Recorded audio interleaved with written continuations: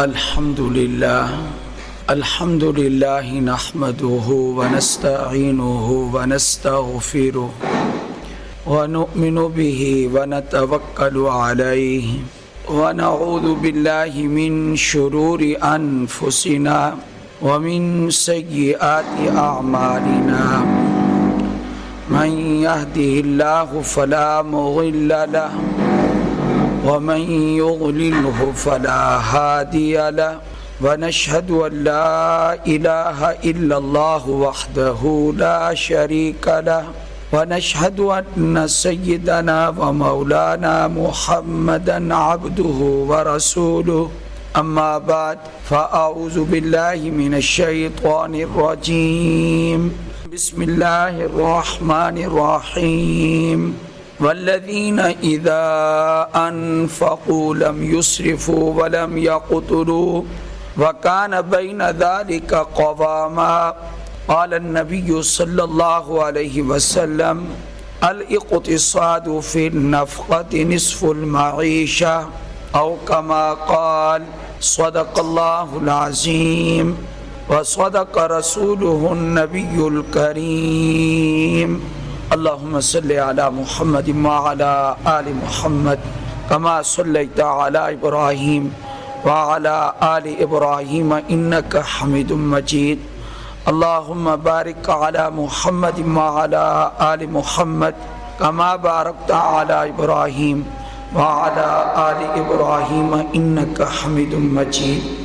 گزشتہ جمعہ یہ بیان کیا گیا تھا کہ اسلام ایک جامع مذہب ہے جس میں معیشت کی طرف بھی رہنمائی کافی موجود ہے. اللہ تعالیٰ نے چند اصول ذکر کیے ہیں قرآن مجید میں، اور اللہ کے رسول صلی اللہ علیہ وآلہ وسلم نے حدیث پاک میں وہ اصول بیان فرمائے ہیں، ان کی وضاحت فرمائی ہے. اگر ان پر عمل کر لیا جائے تو یہ زندگی بھی بڑی اچھی گزرے گی. انسان اس وقت خصوصاً مسلمان ڈاواڈول ہوتا ہے جب وہ اسلامی ہدایات سے، تعلیمات سے ہٹتا ہے. سورہ الفرقان میں اللہ تعالیٰ نے عباد الرحمن کی صفات بیان کی ہے کہ اللہ کے بندے، رحمان کے بندے، ان کی یہ صفات ہیں. ان میں سے ایک صفت اللہ نے یہ بھی بیان کی ہے، والذین اذا انفقوا، فرمایا کہ اللہ کے بندے وہ ہیں جب وہ خرچ کرتے ہیں، فرمایا لم یسرفوا، نہ تو اسراف کرتے ہیں، ولم یقتروا، اور نہ وہ بخل کرتے ہیں، وکان بین ذلک قواما، ان کا یہ خرچ کرنا درمیان میں رہتا ہے، نہ حد سے زیادہ فضول خرچی، نہ حد سے زیادہ بخل، یہ دونوں چیزیں نہیں ہیں، بلکہ وکان بین ذلک قواما، درمیان کا راستہ اختیار کرتے ہیں. یہ کتنا بہترین اصول ہے جو اللہ تعالیٰ نے ذکر کیا اور ان کی اللہ نے مدح کیا، اللہ نے صفت بیان کی. اب اس اصول کو ہر بندہ دیکھے کہ آیا اس اصول کو کس کس نے اپنایا ہوا ہے. اس کو ہم اپنی زندگی میں دیکھیں، جہاں کوئی نیکی کا کام آئے گا خرچ کرنے کا تو ہم کنگال ہیں، ہمارے پاس کچھ نہیں ہے. اور جب آئے گی شادی بیٹے کی یا بیٹی کی، اس وقت کنجریاں بھی آ جائیں گی، ڈھول بجانے والے بھی آ جائیں گے، گانا بجانے والے بھی آ جائیں گے، لاکھوں روپے اڑا دیتے ہیں. اور دوسری مصیبت جو ہمارے بر صغیر میں ہے وہ یہ ہے، جس کو اب لوگوں نے بیان کرنا بھی چھوڑ دیا، وہ یہ کہ موت فوت ہو جائے تو اتنی رسمیں ہمارے اندر رائج ہو گئی ہیں جس کی کوئی حد نہیں ہے. ہم نے وقفے سے وہ دن نبھانے ہوتے ہیں، وہ مقرر ہیں.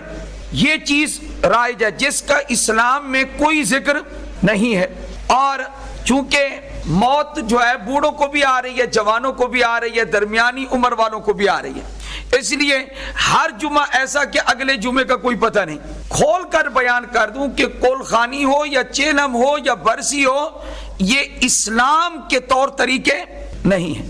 ہاں اگر کام کرنے کا ہے تو وہ کریں جو حضرت سعد نے کیا رضی اللہ تعالیٰ عنہ نے، حدیث پاک میں آتا ہے میری والدہ فوت ہو گئی ہے، میں اس کی طرف سے صدقہ کرنا چاہتا ہوں. اے اللہ کے رسول صلی اللہ علیہ وآلہ وسلم تو آپ اس کی کوئی صورت بیان فرمائیں میری والدہ کو اس کا ثواب پہنچتا رہے۔ تو آپ علیہ الصلوۃ والسلام نے ارشاد فرمایا کہ ہاں پانی کی ضرورت ہے، لوگوں کو، مسلمانوں کو ایک کنواں کھدواؤ اور اس کے پانی کا صدقہ کرو، لوگ پانی پیتے رہیں گے اور یہ صدقہ جاریہ رہے گا اور تمہاری والدہ کو ثواب پہنچتا رہے گا۔ یہ کیا کام کرنے کے ہیں؟ کیا 40 دے گے، آپ 50 دے گے، اتنی دے گے، اور وہ بھی اپنے دوستوں کو اور اپنے معیار والے لوگوں کو بلا کے کھلا پلا کے۔ میرے بھائیو، جو کرنا ہے آپ کس کے لیے کریں؟ آپ اللہ کے لیے کریں، اللہ کو راضی کرنے کے لیے کریں۔ آپ یہ بتائیں، اگر کوئی بندہ بھی کوئی ایسا کام کر جائے جو حضرت سعد کر گئے رضی اللہ ہو، اس کا ثواب پہنچتا رہے گا نا۔ بس میں اتنا کہنا چاہتا ہوں اس موقع پر کہ اللہ ہمیں اب دین کی سمجھ عطا فرمائے، صحیح دین ہمیں سیکھنے کی توفیق عطا فرمائے۔ کہ اللہ تعریف کر رہا ہے ان لوگوں کی کہ جو نہ بخل کرتے ہیں نہ اسراف کرتے ہیں، اور ایک جگہ اللہ قرآن پاک میں یہ ارشاد فرماتے ہیں وَلَا تُبَذِّرْ تَبْذِيرًا، اے میرے پیغمبر صلی اللہ علیہ وآلہ وسلم، میں آپ کو حکم دے رہا ہوں آپ کبھی بھی فضول خرچی نہ کریں، آپ نہ اڑائیں اڑانا۔ یہ تبذیر جس سے منع کیا جا رہا ہے، یہ تبذیر کیا چیز ہے؟ کہتے اسراف یہ ہے کہ آپ دیکھیں ضرورت ہے یہاں پر 10,000 خرچ کرنے کی، آپ خرچ کر دیتے ہیں وہاں پر 20,000 25,000، یہ اسراف ہے، کیونکہ آپ کی ضرورت 10,000 میں پوری ہو رہی تھی، آپ نے زائد پیسہ خرچ کر دیا تو یہ اسراف ہے۔ لیکن اگر گناہ کے موقع پہ خرچ کر دیا تو وہ اسراف نہیں ہے، وہ تبذیر ہے اور وہ فضول اڑانا ہے۔ اور اس فضول اڑانے والوں کے بارے میں اللہ فرماتے ہیں وَلَا تُبَذِّرْ تَبْذِيرًا إِنَّ الْمُبَذِّرِينَ كَانُوا إِخْوَانَ الشَّيَاطِينَ، جو مال کو اڑا دیتے ہیں، گناہوں میں خرچ کر دیتے ہیں، وہ شیطانوں کے بھائی ہیں۔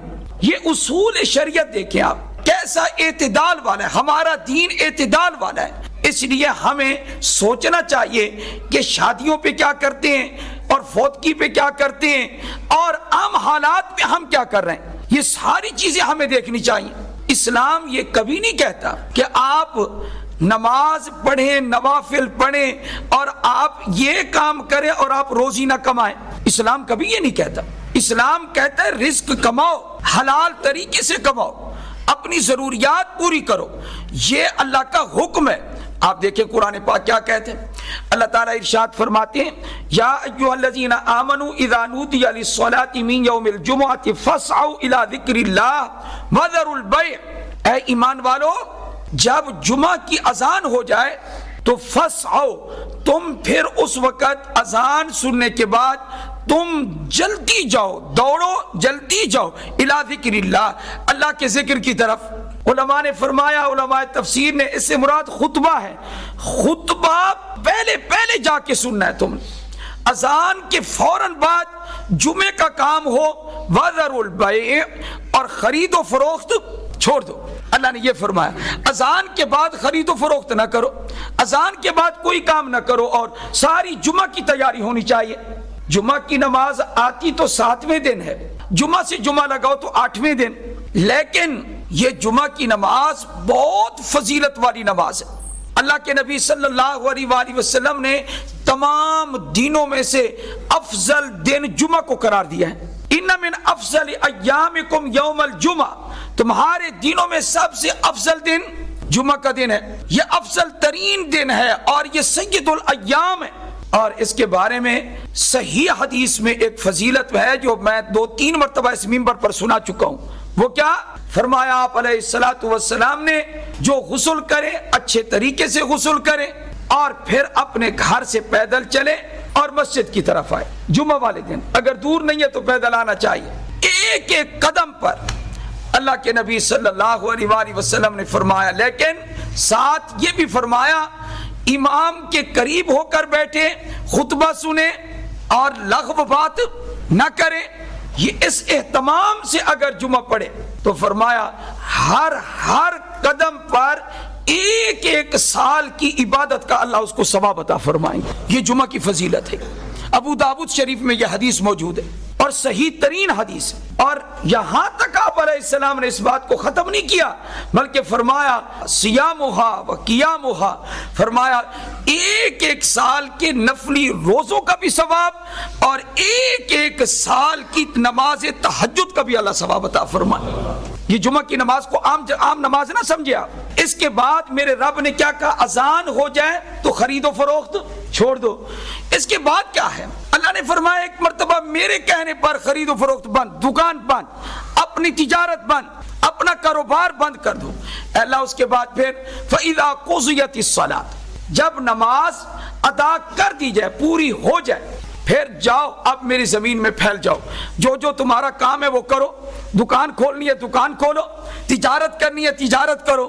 اور فرمایا فَانْتَشِرُوا فِي الْأَرْضِ وَابْتَغُوا مِنْ فَضْلِ اللَّهِ، فرمایا اب جا کر اللہ کا فضل، میرا فضل اب تلاش کرو. اب تم ڈھونڈو گے نا، تم نماز پڑھ کے گئے ہو، میرا حکم مان کر گئے ہو، میرے حکم پر تم نے کاروبار بند کیا اور نماز کو تم نے جو اہمیت دی ہے، اب اس کے بعد ذرا رزق تلاش کر کے دیکھو میں تمہیں کتنا رزق عطا کرتا ہوں. میں اب میرا فضل ہو جائے گا تمہارے اوپر. وَابْتَغُوا مِنْ فَضْلِ اللَّهِ، اللہ کا فضل تلاش کرو. کون کہتا ہے کہ اسلام صرف نماز پڑھنے کا کہتا ہے؟ نماز پڑھو، نفل پڑھو، قرآن پڑھو، ذکر کرو اور ساتھ ساتھ روزی بھی تلاش کرو. وَاذْكُرُوا اللَّهَ كَثِيرًا لَعَلَّكُمْ تُفْلِحُونَ، لیکن اللہ کا ذکر زیادہ کرو تاکہ تمہیں فلاح حاصل ہو جائے، تاکہ تم کامیاب ہو جاؤ. میانہ روی سے زندگی چلانا، اپنی معیشت کو چلانا، اس کی فضیلت حدیث پاک میں کتنی ہے؟ الاقتصاد فی النفقہ نصف المعیشہ، فرمایا میانہ روی اختیار کرنا یہ آدھی معیشت ہے. کماؤ، یہ بھی معیشت کا حصہ ہے، اور پھر اس کو اعتدال کے ساتھ چلاؤ. یہ اعتدال کے ساتھ چلانا یہ آدھا انتظام ہے. اس کو حضور علیہ السلام نے نصف المعیشہ فرمایا.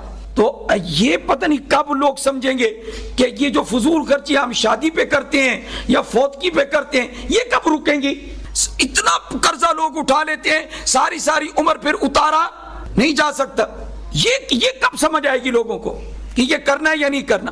حضرت سیدنا عمر رضی اللہ تعالی عنہ کا ارشاد ہے، فرمایا لا یقود احدکم من طلب الرزق، کوئی بندہ طلب رزق سے بیٹھے نہ، اپنی بساط کے مطابق حلال روزی اس کو تلاش کرنی چاہیے.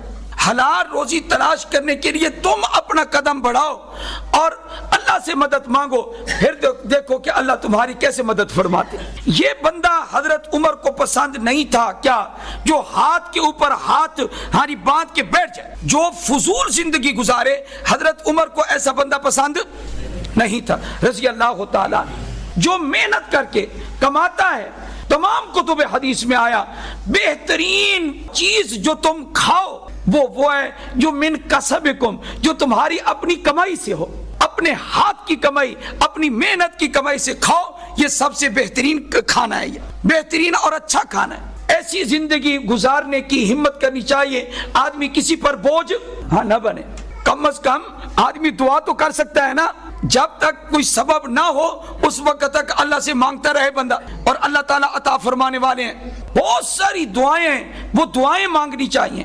بہت سارے اذکار ہیں مسنونہ، نبی پاک صلی اللہ علیہ وآلہ وسلم نے اپنی امت کو تلقین فرمائے ہیں. آج میں آخر میں آپ کو ایک ایسا عمل بتاتا ہوں جو کتب صحاح کے اندر موجود ہے، حدیث میں موجود ہے. وہی بات ہے کہ ایک لمحے کا پتہ نہیں ہوتا کہ انسان کو کب بلاوا آ جائے. اس لیے وہ راز نہیں بلکہ ہمارے پاس امانت ہے، کیونکہ بخاری مسلم تمام کتب کے اندر وہ وظیفہ موجود ہے. اس لیے سن لیں وہ وظیفہ کیا، کہ جب بھی آپ سو جائیں تو رات کے کسی بھی حصے میں آپ کی آنکھ کھلے تو آپ نے یہ کلمات پڑھنے اور اسی ترتیب سے پڑھنے ہیں.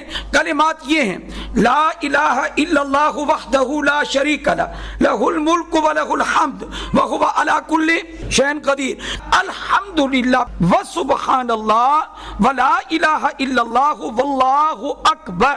اللہ کے نبی صلی اللہ علیہ وآلہ وسلم نے ارشاد فرمایا، رات کے کسی حصے میں بندے کی آنکھ کھلے اور اس وقت یہ کلمات پڑھ لے، اس کے بعد جو اللہ سے مانگے گا، جو دعا کرے گا، اللہ اس کی دعا کو قبول فرمائے. آپ کو تہجد کی توفیق مل جاتی ہے تو اچھی بات ہے، اگر نہیں بھی ملتی تو بستر پہ بڑے بڑے بھی آپ یہ کلمات پڑھ کے آپ دعا کر سکتے ہیں۔ یہ حدیث پاک کا وظیفہ ہے، بڑا مختصر وظیفہ ہے، بڑا سچا وظیفہ ہے۔ یہ اس کائنات میں جتنے بھی سچے آئے ہیں ان تمام سچوں کے امام نے بتایا ہے، حضرت محمد مصطفیٰ نے بتایا ہے صلی اللہ۔ اس لیے اس کے اندر شک کرنے کی کوئی گنجائش ہی، یقین کا وظیفہ ہے۔ اللہ تعالی ہم سب کو عمل کی توفیق عطا فرمائے۔ وآخر دعوانا ان الحمدللہ رب العالمین۔